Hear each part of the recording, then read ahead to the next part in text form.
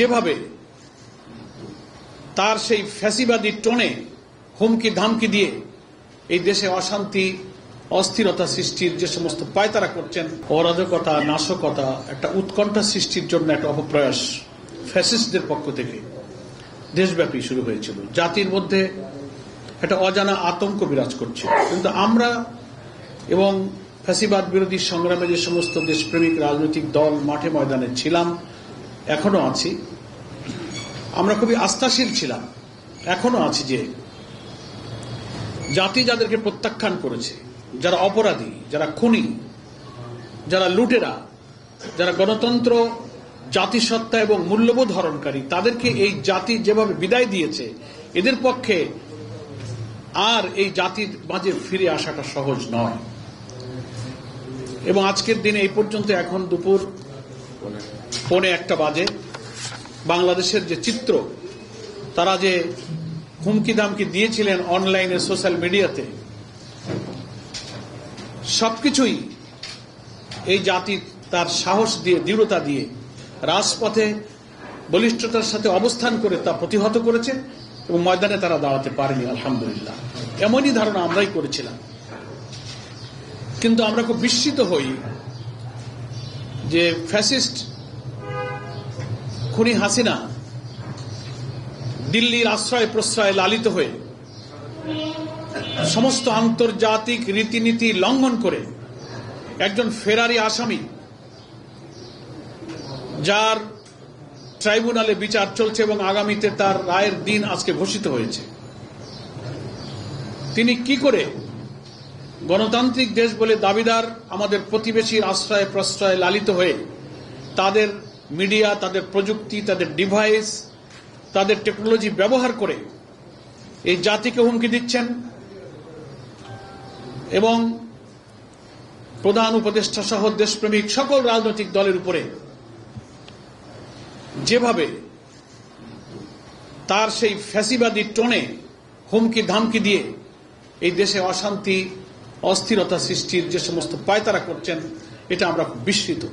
তবে আমরা মনে করি যে আজকে এই জাতি প্রমাণ করে দিল যে কর্তৃত্ববাদী শাসক হাজার হাজার খুনের রক্তে যার হাত রঞ্জিত, ক্ষমাহীন অপরাধ যে করেছে, ক্ষমার অযোগ্য অপরাধ যে করেছে, এই জাতি তাকে আর কখনো গ্রহণ করবে না। এবং সকল দলের দাবি ছিল যে এই ফ্যাসিবাদী শক্তির কৃত সমস্ত মানবতা বিরোধী ঘৃণ্য অপরাধের বিচার অবিলম্বে ট্রাইব্যুনালে সম্পন্ন করা।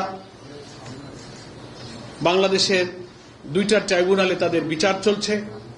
আমরা জানতে পেরেছি সেই বিচার কার্যক্রম সামনের দিকে এগিয়ে যাচ্ছে এবং একটি বিচারের রায় ঘোষণার তারিখও আজকে ঘোষিত হয়েছে।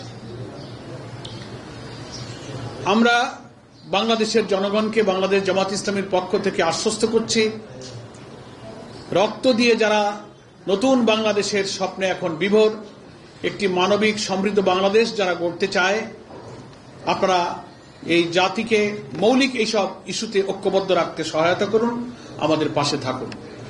বাংলাদেশ জামাত ইসলামী সহ 8টি ইসলামী এবং দেশপ্রেমিক রাজনৈতিক দলের পক্ষ থেকে অভিন্ন কর্মসূচিতে সুষ্ঠু, অবাধ এবং গ্রহণযোগ্য নিরপেক্ষ নির্বাচনের জন্য আমরা যে 5 দফা দাবিতে আন্দোলনের ময়দানে আছি, আমরা অবিলম্বে জুলাই জাতীয় সনদকে আইনি ভিত্তি দেওয়ার জন্য একটা আদেশ জারি করতে বলেছি। তার ভিত্তিতে জাতীয় নির্বাচনের ঘোষিত সম্ভাব্য তারিখের আগে গণভোটের দাবি করেছি। গতকালকে সাংবাদিক সম্মেলনে 8 দলের নেতৃবৃন্দ কিন্তু সেখানে বক্তব্য রেখে বলেছেন, তার মধ্যে আজকের দিনেও দেশব্যাপী একটা কর্মসূচি আমরা গতকাল ঘোষণা করেছিলাম, সেখানে আপনারা উপস্থিত ছিলেন। আজকে 13 তারিখ সারা বাংলাদেশের 8 দলের প্রত্যেক দলের স্ব অবস্থান থেকে ফ্যাসিবাদী শক্তির এই নাশকতার সকল প্রচেষ্টাকে প্রতিহত করার জন্য রাজপথে থাকার জন্য আমরা সিদ্ধান্ত নিয়েছিলাম এবং দেশবাসীকে এগিয়ে আসতে আহ্বান জানিয়েছিলাম। সেই মোতাবেক আমাদের কাছে এই দুপুর পর্যন্ত যে খবর, বাংলাদেশের প্রত্যেকটি জেলা এবং মহানগরীর খবর আমরা গ্রহণ করেছি। অত্যন্ত দৃঢ়তার সাথে প্রত্যেকটি জেলা মহানগরীর জনগণ রাজপথে তারা ফজর থেকে অবস্থান করেছে, খণ্ড খণ্ড মিছিল করেছে, দৃঢ়তার সাথে অবস্থান করেছে। কোথাও ফ্যাসিবাদী শক্তিকে জনতার মুখোমুখি হওয়ার কোনো সাহস আমরা দেখিনি, তাদের দেখানো তাদের পক্ষে সম্ভব হয়নি।